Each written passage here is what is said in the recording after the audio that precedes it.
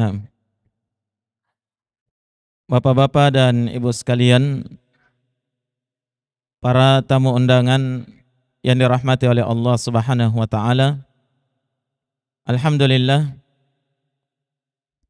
di hari yang berbahagia ini Allah Subhanahu wa taala telah menentukan kita menghadiri sebuah acara yang sangat sakral di dalam agama kita, yaitu hari kebahagiaan salah seorang dari saudara kita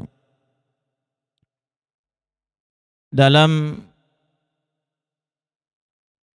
melaksanakan salah satu syariat dari syariat agama kita yang mulia, yaitu melaksanakan sebuah pernikahan. Di mana jamaah sekalian, syariat pernikahan ini adalah merupakan ibadah yang sangat besar, di mana seorang lelaki mempersunting seorang wanita dengan kalimat Allah Subhanahu wa taala, mengucapkan janji setia di hadapan wali mempelai wanita, setiap memikul sebuah tanggung jawab besar di hari kedepannya dalam menafkahi, membimbing, dan sama-sama menuju kepada keridhaan Allah Subhanahu wa taala. Maka dari itu Bapak dan Ibu sekalian yang dirahmati oleh Allah Subhanahu wa taala, pernikahan itu adalah sebuah kebahagiaan besar bagi kedua mempelai dan keluarga kedua mempelai. Namun di balik kebahagiaan itu harus disadari bahwa di sana ada tanggung jawab. Di sana ada tanggung jawab yang siap untuk ditanggung oleh kedua mempelai. Karena setelah akdun nikah, akad pernikahan itu dilaksanakan, artinya tanggung jawab sudah dibebankan di pundak seorang lelaki sebagai seorang suami, dan tanggung jawab sudah dibebankan di pundak seorang istri, di pundak seorang wanita sebagai seorang istri. Bapak dan Ibu sekalian yang dirahmati oleh Allah Subhanahu wa taala, yang tentunya setiap kita dari kedua mempelai, keluarga kedua mempelai, handai taulan dari kedua mempelai, sama-sama mengharapkan satu perkara di dalam sebuah resepsi pernikahan. Harapan terbesar kita semuanya adalah bagaimana kedua mempelai ini bisa membangun mahligai rumah tangganya dengan baik, naam, terus bersama hingga akhir hayat, sehidup dan sesurga, insyaallah ta'ala. Iya. Karena target sebuah pernikahan bukan sekedar sehidup semati, ya. Akan tetapi yang dibutuhkan adalah sama-sama di dalam kehidupan ini saling membantu, saling tolong menolong antara suami dan istri, yang mana ini adalah ibadah yang akan mengantarkan dia menuju ke dalam surga Allah Subhanahu wa taala. Iya. Rugi jamaah sekalian kalau target pernikahan seseorang itu hanya sehidup semati saja. Karena jarang yang melakukan seperti itu, paling sehidup, ya. Kemudian jarang ada yang mau semati. Rata-rata cuma mengatakan iya tua iko mate. Karena setelah pasangannya meninggal tidak akan mau dia dikuburkan bersamanya. Maka dari itu jamaah sekalian, target terbesarnya yang paling baik itu adalah bagaimana dia targetkan sehidup dan sama-sama masuk ke dalam surga Allah Subhanahu wa taala. Sementara Bapak dan Ibu sekalian, kebahagiaan dalam sebuah mahligai rumah tangga, ya, itu tidak akan dicapai dengan baik dan sempurna tanpa tuntunan agama yang bersumber dari kitabullah dan sunnah Rasulullah sallallahu alaihi wa ala alihi wasallam. Maka pada kesempatan yang berbahagia ini, sebagai nasihat kami kepada mempelai lelaki dan wanita yang sementara melangsungkan pernikahan pada hari ini, juga nasihat terhadap pengantin-pengantin lama, ya, yang cintanya sudah mulai pudar seiring dengan pertengkaran dan perselisihan. Maka ini adalah nasihat untuk kita semuanya. Bagaimana bisa menjaga kebahagiaan di dalam rumah tangga ini?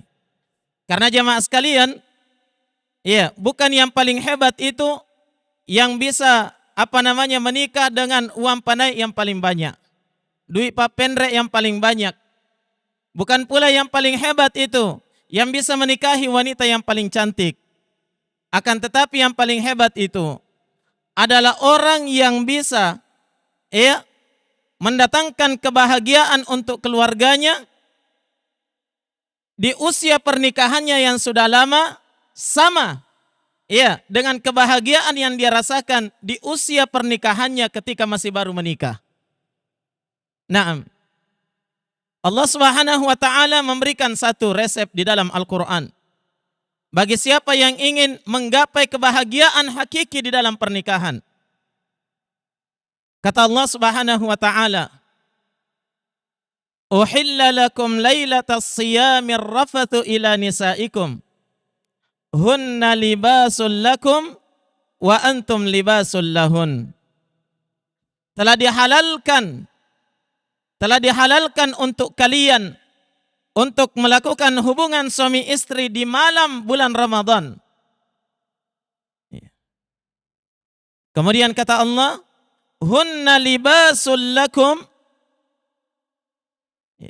Wanita-wanita kalian itu adalah pakaian untuk kalian.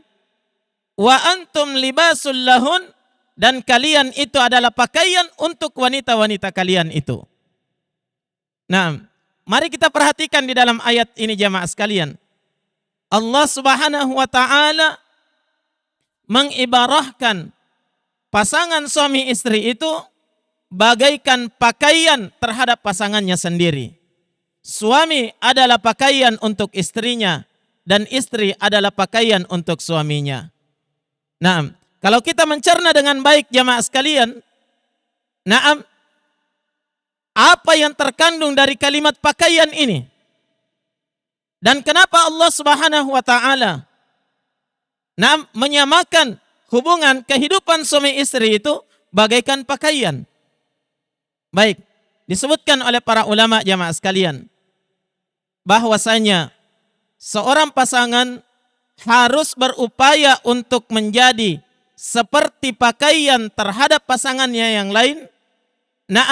Itu dengan beberapa perkara. Di antaranya yang bisa kita sebutkan pada kesempatan kali ini jamaah sekalian, ya, mari kita lihat apa sebenarnya fungsi daripada pakaian itu. Yang pertama Bapak dan Ibu sekalian, ternyata pakaian terhadap tubuh kita ini itu berfungsi sebagai penutup terhadap aurat dan segala sesuatu yang kita tidak senang kalau orang lain melihatnya. Dia menjadi sitter, penutup. Maka dari itu jamaah sekalian, Allah Subhanahu wa taala menyebutkan di dalam Al-Qur'an, "Ya bani Adam, qad anzalna ilaikum libasan yuwari sawatikum warisha, wa libasut taqwa dzalika khair." Kata Allah Subhanahu wa taala, "Wahai sekalian anak cucu Adam, sungguh kami telah menurunkan kepada kalian libasan, pakaian Fungsinya apa? Yuwari sawatikum, untuk menutupi, menutupi aurat-aurat kalian, menutupi segala perkara yang kalian malu kalau terlihat oleh orang lain. Maka pakaian yang terbaik Bapak dan Ibu sekalian, ya sebagaimana fungsinya, dia menutupi aurat dengan sempurna. Oleh karena itu Bapak dan Ibu sekalian, hendaknya seorang suami dan istri memposisikan dirinya menjadi pakaian terhadap pasangannya, yakni berusaha untuk menjadi penutup terhadap pasangannya sendiri. Menutup apa jemaah sekalian? Dia tutupi setiap kekurangan yang ada pada pasangannya. Suami berupaya untuk menutupi kekurangan-kekurangan istrinya. Sang istri pun berupaya untuk menutupi kekurangan daripada suaminya. Iya, bukan justru diumbar di luar. Diceritakan aibnya, kejelekan rumah tangganya. Dia ceritakan jeleknya sikap-sikap suaminya terhadap orang. Akan tetapi, seorang istri yang baik adalah istri yang pandai untuk menutupi kekurangan suaminya. Demikian pula seorang suami yang baik, itu adalah suami yang mampu menutupi kekurangan daripada istrinya. Karena kalau tidak jamaah sekalian, dia tidak akan menjadi pakaian yang terbaik untuk pasangannya. Bapak dan Ibu sekalian yang dirahmati oleh Allah Subhanahu wa taala. Maka dari itu, setiap pasangan itu harus menyadari. Seorang suami harus menyadari bahwa istri yang telah dia persunting, yang dia nikahi, dan itu adalah pilihan dia. Apapun dia, bagaimanapun kondisinya, siapapun dia, maka dia itu adalah wanita biasa